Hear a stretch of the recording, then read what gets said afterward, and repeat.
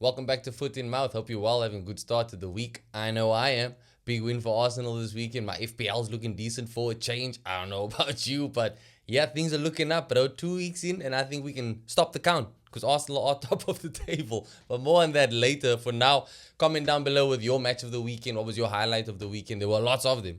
And I think most of them would have come in last night's game. But Newcastle at home to Liverpool. What a game. I think a lot of us expected it to be a feisty affair, but jeez, it was hectic.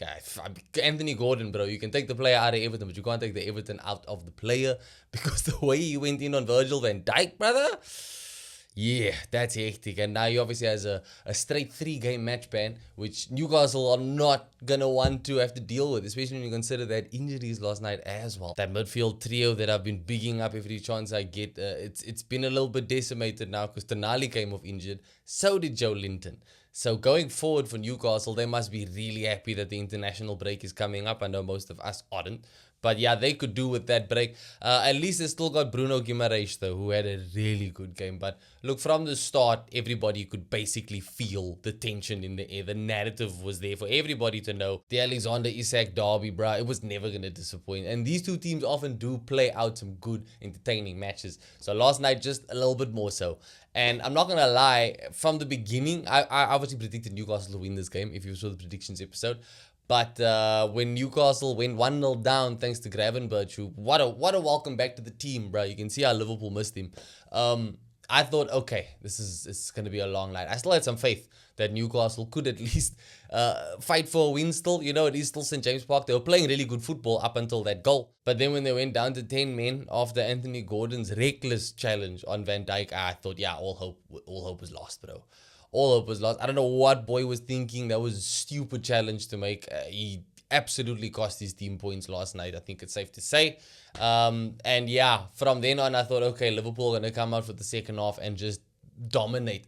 And that's exactly what happened, because a couple seconds into the start of the second half, Hugo Ekitike, a man who's becoming almost as inevitable as Mo Salah, gets a goal, and another good goal, mind you. So again, I think I started off saying this more like as a joke, but now I mean it more seriously than ever.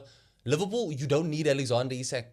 You really don't need them. You literally have what looks like the best striker in the league right now.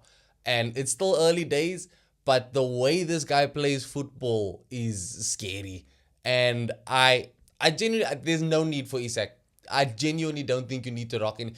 Keep this guy as a striker, bro. Because if you get Isak in, you're going to have to shift him out wide. And the way the wide players are playing, Cody Gakpo, take a bow, my friend. That's 2 games, 2 big performances. You got 2 assists last night.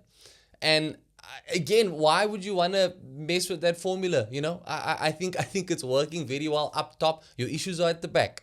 And they were evident again last night, because even with 10 men, Newcastle was still able to pull off a bit of a comeback. And I think this is a lot down to Bruno Guimaraes, but that was an absolute captain's performance last night. I think he's kind of showing Bruno Fernandes how it's done, because he was definitely aggressive. He was fighting for his team, but he kept everybody in check. And it almost worked, bruh. Almost worked. He obviously got the first goal for Newcastle, scored from a Livramento, sent the ball in. He headed it home. And then after that, he managed to fight. Like, the way this guy was fighting for his team was insane. And Newcastle with 10 men looked like they were playing with 11. I said that the fans were going to be the 12th man in this game, so they kind of just fold in for Anthony Gordon's absence. Late into the game, William Osula makes it 2-2. This is a 22-year-old player for Newcastle. I honestly did not know much about this guy at all. One thing I did find out, though, is that he is apparently on the market. So could be some movement for him after a big goal like this. But yeah, he makes it 2-2. I'm thinking, righto, this is a job well done by Newcastle. There was a lot of added time because of a big injury that they had to look at. I think it was Fabian Shaw who took an elbow to the head by Van Dijk. No foul play though. But yeah, he because of that injury, there were 11 added minutes. And you kind of felt that Liverpool were the ones that were most in danger for those 11 minutes, which is crazy.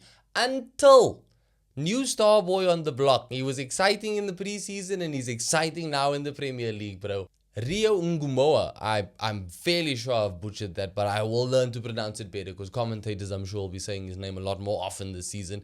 But with practically the last kick of the game, ends up sending Liverpool home with the 3 points in some style, bro. Very nice finish, assisted by Mo Salah. So I think as a 16-year-old at Liverpool, you're already buzzing off the fact that you scored your first goal for Liverpool. But when it's set up by the one and only Mo Salah, Dude, I think this kid is literally just this. The ceiling that he has is ridiculous, and the Premier League is going to be spoiled in general by a lot of the exciting youth players this season. Because again, when we get into the Chelsea game, bro, Estevao, yes, it's definitely looking good for the Premier League. And yeah, at 3-2, there was nothing Newcastle could do at that point in the game. They had honestly done everything that they could do. And I think they can hold their heads up high in defeat, which is not normally something that you can say. So I think it counts for something. But yeah, just that display was crazy, man. Credit to Liverpool. Like I say, defensively, there are worries, and you don't want to ever concede 2 goals against 10 men. But you have to give credit to Newcastle here. They fought, bruh. They fought. And again, you could feel that tension in the air. I think the narrative had set in on the players as well. It was a rough game. It was a very rough game. It's unfortunate that there were injuries, but hopefully they aren't too bad because Newcastle are going to need those players.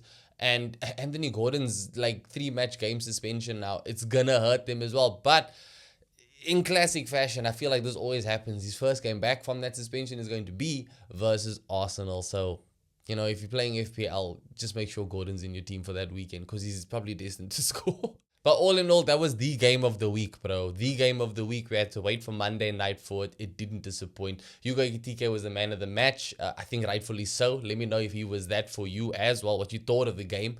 If you're a Liverpool fan, are you concerned about the defense, bro? Like, we're in the last week of the transfer window now. There's still time to pull it off.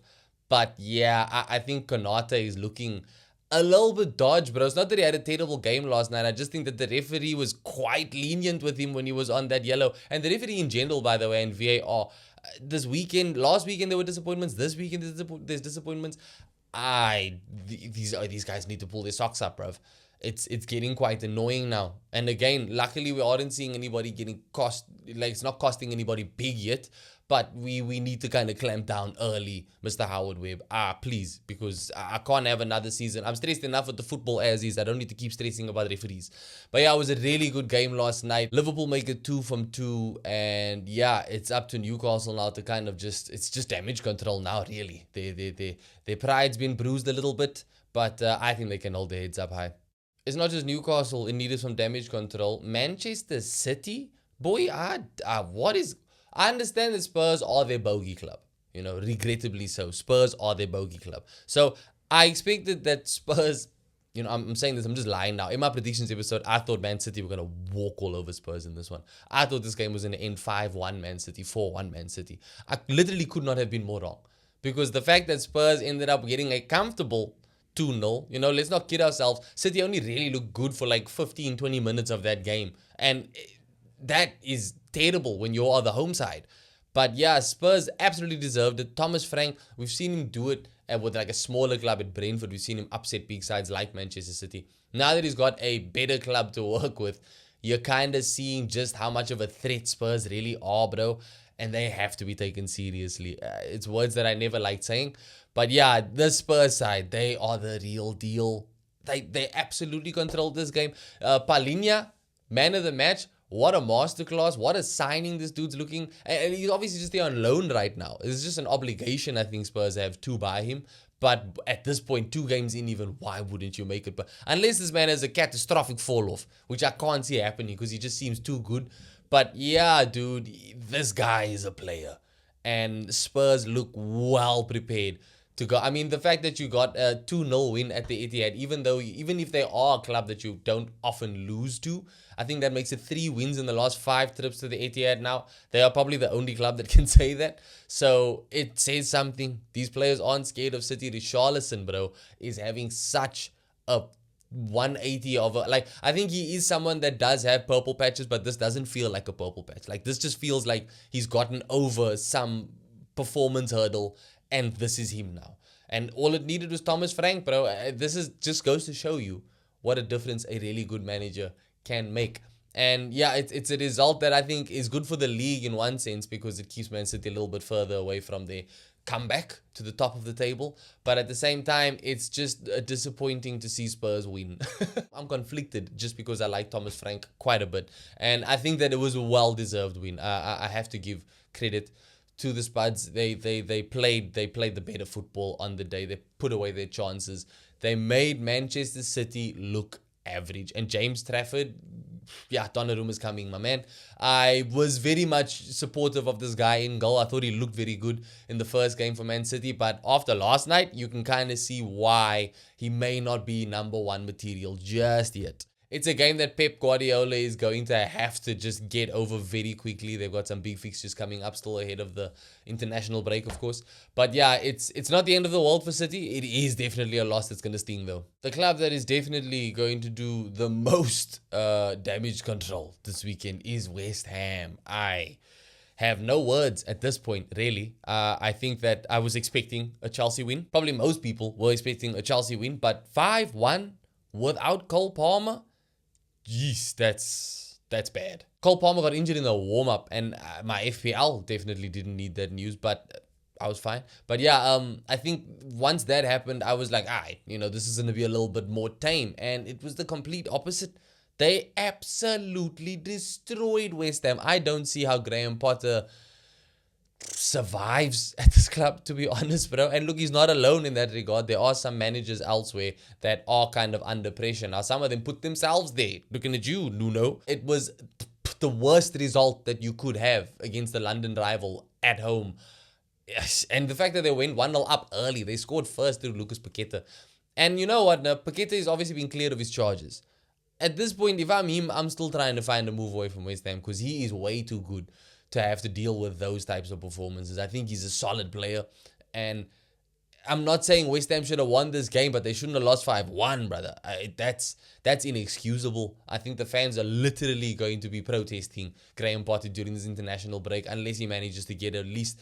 He has to get a win in their last game before the break. He has to get a win. I don't know who they're playing against just yet. But yeah, when I'm doing my predictions episode, maybe it'll be a club that I can predict a West Ham win for. But at this point, I have zero interest in that, bro. You lose 3-0 to Sunderland away in the first game. You lose 5-1 at home to Chelsea. Nah, something is not working there. And I saw someone make a very good point on Twitter when they were asking, what did this club do with the Declan Rice money? I am baffled, bro. They got big bucks for Declan Rice. I would have thought that they reinforced, and they kind of did. Under Lopetegui, they bought like 4 or 5 players. I even rated those players quite a bit. Aaron Wan-Bissaka was one of them. But it's literally just downhill, bro. I don't understand how. I don't think I've ever seen a club implode this badly after losing a player. I get that he was very important, but like they've still got Bowen. They still had Mikel Antonio when he was fit. They still have some decent players there on paper. It's just not working. And I thought Graham Potter was the right guy to steady the ship. But this man is poking the holes in the ship himself. And yeah, 5-1. Good luck coming from that. Morale-wise, that team must be way, way down in the dumps. So that's already a big enough problem for Graham Potter to deal with right now. But on Chelsea's side, bro, all smiles. João Pedro looking... What a signing, bro. I liked what I saw from him in the Club World Cup. Last week was quiet, obviously, against Crystal Palace, but today, this weekend, bro, what a game. And Estevao as well, who I mentioned earlier, one of the young talents to watch, bro. This kid looks so ready. I thought that he'd struggle a little bit more first season in the Premier League, but yeah, he's taken to it like a duck to water. It's literally just him and Chelsea was a perfect fit. I hate to admit it, but it was an absolute perfect fit, bro. But yeah, let me know what you guys thought of this game. Who's your man of the match? I think it has to be João Pedro. But Estevao, bro, is he the best of the young talents on the scene right now? I think their fans have been very vocal of support for him, naturally. But, other clubs do have their own star boys. I mentioned Rio for Liverpool earlier, and we saw one of Arsenal's newest star boys in their big win against Leeds in Max Dowman as well. But yeah, is Estevao, is he the cream of the crop? Let me know in the comments below. And on that note, I am going to get into the Arsenal game because it was the biggest win of the weekend. I was at least spot on with my prediction. Yeah, I said Arsenal 5-0. I said Gyokeres brace. Both of those things happened. One thing I didn't see coming though were injuries. Bukayo Saka and Martin Odegaard coming off injured. It looks better than first feared for both of them, but even with that being said, Bukayo Saka still looks set to miss 4 weeks it is, and there's some big games in that phase, in that period, so not good. But at least Noni Madueke looked quite good when he deputized him on the right, I have to say. It was obviously a game that Arsenal were very much expected to win. And they were in control from start to finish, if we're being honest. As you would expect, we were 2-0 up after the first half, and once the second half started, it was the Gyokeres show, bro. Everyone was just waiting for the Gyokeres goal, to be honest. We all needed to see it happen, and when you see in the first half, you see Yuri Timber get a goal. Yuri Timber, by the way, brilliant game. Absolute man of the match by a mile. Finished the game with two goals and an assist. If you had him in your FPL, there were some people talking about it on Twitter. Some madman triple captained him. Yes, that is some crazy foresight. But yeah, he had the game of his life, and pretty much all over the pitch, we just had some really good performances. But yeah, everyone was waiting for the Gyokeres goal. That's all Arsenal fans wanted to see, and it came in some serious fashion, bro. I was getting annoyed with the fact that he wasn't ever really through on goal centrally. He was always pushed out wide, but no problem, bro. The way that he cut into the box, beat three Leeds defenders, and then just let off a shot purely on instinct. That was an absolute striker's goal. What a goal. What a goal. I think that was the perfect way for him to open his scoring checkbook for Arsenal. You could see the relief, I think, in his celebration. And like, dude, after that, he just looked a different player. He was a lot more in it, a lot more involved. And then his second goal came when Max Dowman, who I spoke about before, came on and won a penalty in another cameo. That's 3 appearances for Arsenal, 3 penalties he's won. This guy is a handful. And he's only 15 years old, people. He's only 15 years old. It's insane. I think he's still got 100 odd days, I heard. He's still got 100 odd days to beat the record of the youngest goal scorer in the Premier League. And you know what? I think he's going to do it. I'm saying it right now. This kid is going to do that. He's going to break the record because he is just insanely talented. And yeah, it was a great game. It's exactly what Arsenal needed. It's exactly what Gyokeres needed. It's just the injuries, man. The injuries are a little bit of a tough pill to swallow. The next game for Arsenal is Liverpool, so we already know we're not gonna have Bukayo Saka for that game, which sucks. But like I said, I was really happy with what I saw from Noni Madueke. I think that when he started on the left, he looked better than what we've seen on the left lately. When he moved over to the right, he looked better than anything that we've seen in terms of cover for Bukayo Saka. So I low-key think that will be okay. Obviously, the rest of the pitch, that's another problem for this Liverpool game. But at least the right wing isn't something that I think Arteta is going to be too stressed about. Because yeah, Madueke had a very good game. But yeah, I think from start to finish, from front to back, great game for Arsenal. It's exactly what they needed. My man of the match was Yuri Timber, but I think it could easily have gone to Gyokeres, who's going to love that he has finally found his goal-scoring touch again. I'm talking like we are like well into the season. It's only 2 games. But yep, he's beaten the 007 allegations, brother, and that is a massive relief. And that's not something that anybody at Manchester United can say just yet. Because remember, they got a trio of 007 watchers there. And all these men are still on course to win it. It was not... I said last week, this is going to be back to default settings for Man United. I still predicted that they'd get a win. And to be fair, they probably should have held on to a win. But it was not meant to be, bro. It wasn't meant to be. Emile Smith-Rowe came through and absolutely rained on their parade with a wonderful goal, mind you. Emile Smith-Rowe, I mean, we've seen Eze make a triumphant return to Arsenal. I'm still not against seeing Emile Smith-Rowe coming back one day if things keep going the way they're going. But yeah, he rescued a point for Fulham, and at the end of the day, it was a point that Fulham deserved. Man United, it's not clicking, bruh. It's not clicking. I think Cunha and Mbeumo, they look good again, but there's just nothing in the final product. There's no end product from them just yet. I'm still convinced they're gonna get goals. But yesterday was, I think, worrying when you consider... I feel Man United played very nice football, especially in that first half. I genuinely thought, okay, they're going to absolutely get a win here. And the more the game went on, the more I realized, hey, Bruno Fernandes is just a terrible captain. Absolute moaning myrtle, bruh. I cannot believe that this guy has the armband for Manchester United, and I think that they really should have sold him to the Saudi clubs, if I'm being honest. But yeah, I think that as the game went on, you saw this guy getting more and more frustrated. Cunha was getting more frustrated. That's an attitude that I was worried about from the minute Man United signed him, although he is a good player. And once Fulham started to have a little bit more hold on the game, and Man United were put into a back and forth, it looked like they were losing control of it, like very early on. Lenny Yotto scored what he thought was his goal, but he ended up just celebrating an own goal by a Fulham player. And once Fulham, like I said, once they got a foot in the game, Man United were just, they seemed out of ideas, completely out of ideas.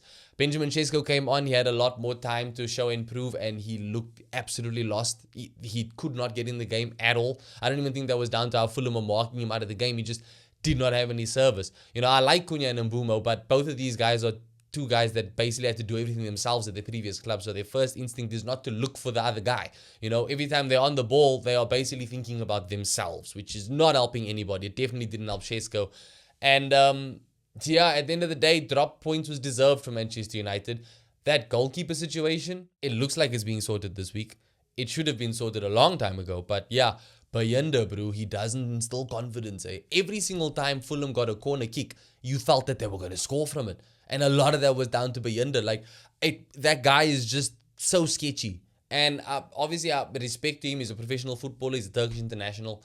But he is not the one, bro. And honestly, Amorim is way too stubborn at this point, because he should have thrown Onana back in for this game. After what we saw against Arsenal, everybody knew that Bayenda's not up to standards.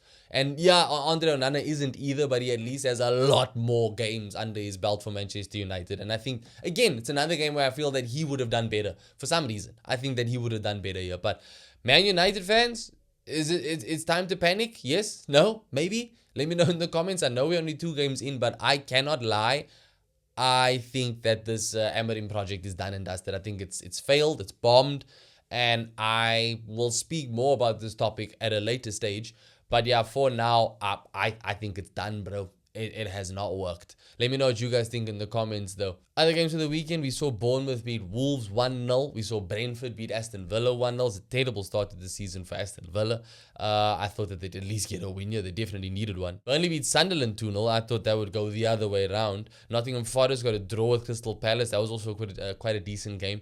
Everton winning 2-0 against Brighton, bro. Jack Grealish, my player of the week. What a comeback. My man had 2 assists in this game, and you literally saw how much it meant. He was teary in his post-match interviews, and I think it was such a moment for him, bro. It was a huge game for Everton in the first game in the new stadium, obviously, so to start things off with a win, that's really good for them. But that performance from Jack Grealish, I think, was just a stark reminder, not only to us, but to himself as well, that he is still a baller, bro. He still got it. So I can't wait to see more of him in an Everton kit. They won 2-0, well deserved. And that does it for the fixtures in game week 2 of the Premier League. Let me know in the comments what you guys made of the game week, and also how you guys did FPL wise. I told you I was in trouble last week. I was desperate to avoid a back-to-back below average points, and I did that, yo. I pulled it off. Shout out to Viktor Gyokeres as my captain. If you transfer him out of your club, as a lot of people did for this game week, I feel for you. But yeah, dude, I'm so happy. I think this is the first time in a long time that I find myself above Ethan in the table. If you are in the Foot and Mouth Fantasy League group, let me know in the comments where you guys are sitting. Shout out to everybody that is playing along. It's getting pretty sticky. I think everybody is so far quite level. The people that did really well in game week 1 maybe didn't do so well in game week 2, and vice versa. So yeah, I'm out of the relegation zone, which is nice to be, and I just need to keep it consistent. But yeah, let me know what you guys are doing in your FPL. And that about does it for this video today. Thank you guys as always for watching. Don't forget to give it a like if you did enjoy it. Subscribe to the channel for more content. I'm gonna come back at you guys tomorrow with something a little different, and then on Thursday we're doing predictions for game week 3 of the Premier League. So yeah, until then, thank you for watching, and I'll catch you in the next one.